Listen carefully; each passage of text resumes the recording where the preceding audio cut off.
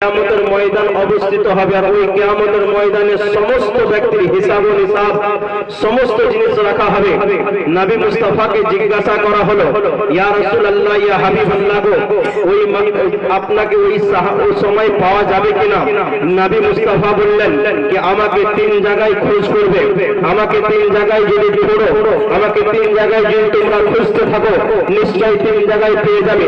জিজ্ঞাসা করলেন, ইয়া রাসূলুল্লাহ, ইয়া হাবিবাল্লাহ, আপনাকে কোন জায়গায় আপনাকে খোঁজ করব, কোন জায়গায় আপনাকে গেলে পাওয়া যাবে?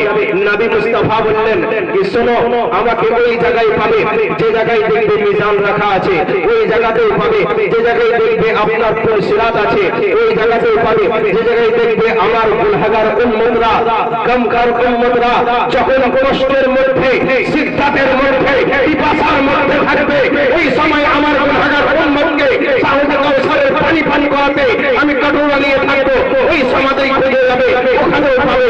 আল্লাহু আকবার। যখন মিজানের কথা চলে আসলো, ফুলসিরাতের কথা চলে আসলো, শুনে যান ফুলসিরাত কি জিনিস, মিজান কি জিনিস। আল্লাহু আকবার। নবী মুস্তাফা বলেন কি মিজান হলো ওই জায়গা, ওই রকম জায়গা যে জায়গাতে প্রত্যেকটা উম্মতের গুনাহকে ওজন করা হবে আল্লাহর দরবারে।